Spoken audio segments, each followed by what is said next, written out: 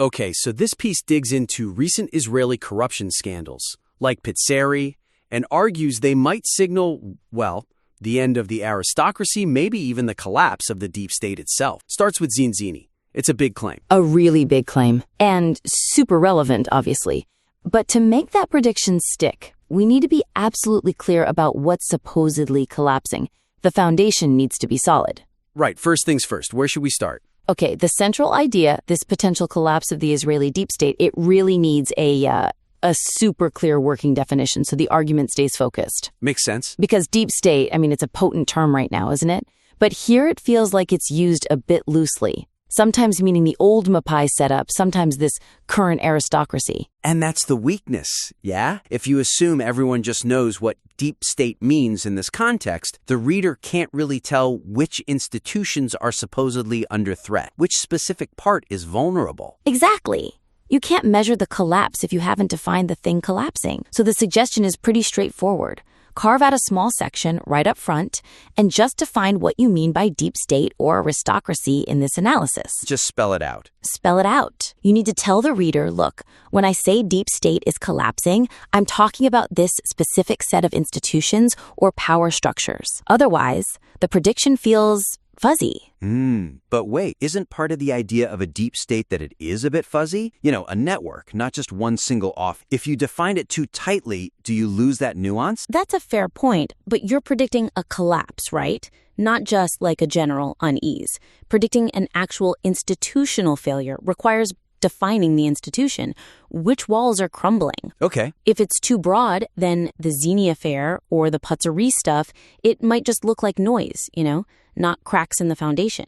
We need to know which foundation we're even looking at. So the goal is linking these specific events, Zini, Patzri, to a specific vulnerable structure. Precisely. Let's make it concrete, for example. You could specify, are we talking primarily about, say, 1, the top judges, like Justice Amit, who comes up later, or maybe 2, the Attorney General's office, the whole legal counsel apparatus. Or 3, the sort of permanent bureaucracy, the senior officials in the ministries. Right. Or 4, some specific combination of those. Just defining that scope makes the whole collapse idea way more testable, doesn't it? Yeah, it does. Because then the Zini and Patzri stories aren't just general drama. They become direct evidence against that specific structure you identified. That definitely adds analytical weight. It lets the reader follow the specific thread you're pulling, instead of just getting a vague sense of decline. That's step 1 for real clarity. Okay, got it. So, moving on to the next big piece, the historical parallel, comparing today to the fall of Mapai in 77. That's a really powerful analogy in the material.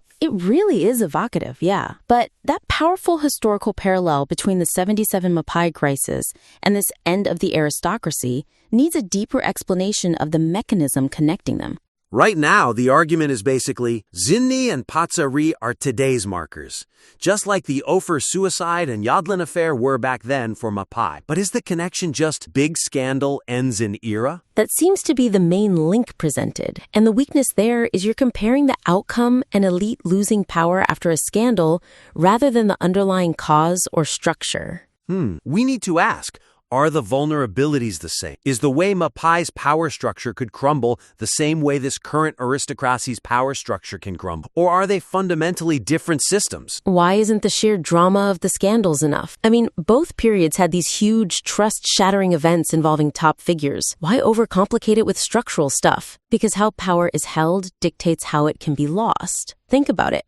Mapai in 77, its power was heavily based on the party, right? Centralized political control. So the corruption scandals hit the political legitimacy directly. Okay. But if today's aristocracy is rooted more in, say, the permanent bureaucracy or judicial independence, things less tied to elections, then does a political figure scandal automatically bring those pillars down?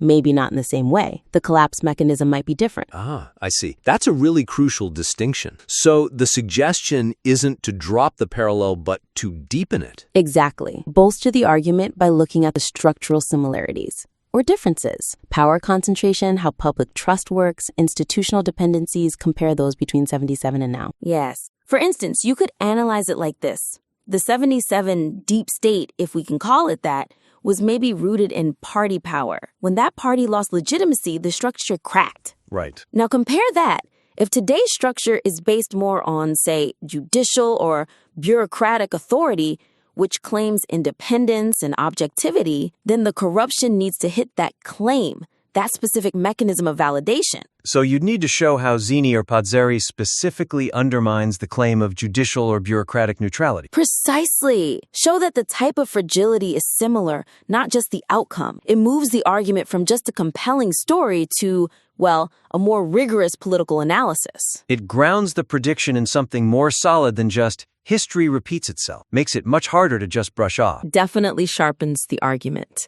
Okay, so that brings us to the last major point, which is about the prediction itself, the actual path forward. Right. The piece lays out a pretty specific domino chain. Starts with Zini, goes to Patzri, then hits the legal advisor to the government, and eventually reaches Justice Yitzhak Amit on the Supreme Court. It's great to be specific like that, but that predicted domino effect needs stronger backing. We need to remove the subjective bits and really show the analytical steps connecting these figures and institutions. Yeah, I see two things here. First, it doesn't really explain why it has to go in that specific order. Why the legal advisor, then Justice Amit?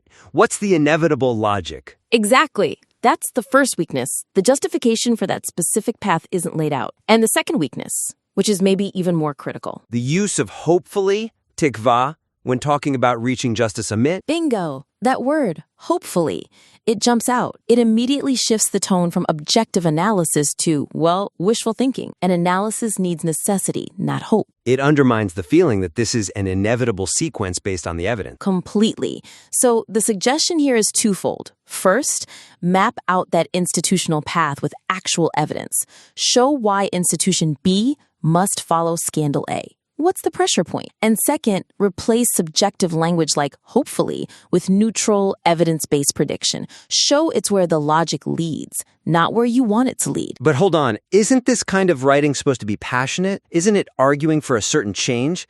Doesn't taking out the hope bit make it too dry? You can absolutely have passion in the writing and the overall framing, but the core predictive mechanism needs to be built on analytical rigor, not just passion. Keep the passionate tone, but make the sequence itself seem unavoidable based on the system's flaws.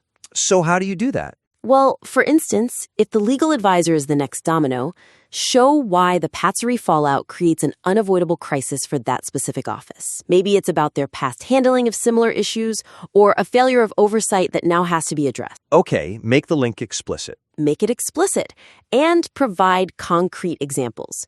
Instead of just saying, next is the legal advisor, explain the institutional pressure. Why does Patzri inevitably put that office in the spotlight? What mechanism forces the scrutiny there? And same for Justice Amit? Same for Justice Amit. If he's the end point, don't just say hopefully. Detail the institutional chain of accountability. What specific past role or systemic issue tied to the judiciary's structure as you've defined it makes him the logical, necessary combination of this unraveling? Okay, so it shifts the focus from who's next to what specific institutional failure dictates this sequence. That definitely sounds stronger, more predictive. Less speculative. That's the idea. Turn it from a compelling narrative into an analytical model that really demonstrates why this sequence has to happen. All right, so summing up, this analysis is really timely, tackles a huge issue. To make it even stronger, we flag three key areas. First, nailing down a clear working definition of the deep state or aristocracy being discussed. Right. Define what's actually collapsing. Second, deepening that historical parallel with 77. Go beyond the surface similarities of scandals and look at the mechanisms of power and fragility. Are they truly comparable? And third, shoring up that predictive domino effect. Justify the specific sequence of institutions with evidence, showing the chain of accountability, and critically, strip them out subjective hopes like, hopefully, to keep the analysis rigorous. Exactly. Making these changes clarifying terms, grounding the history, and substantiating the prediction will make this already compelling piece incredibly robust. We really encourage you to take these suggestions on board, refine the analysis, and please send it back our way. We're genuinely looking forward to seeing where you take this.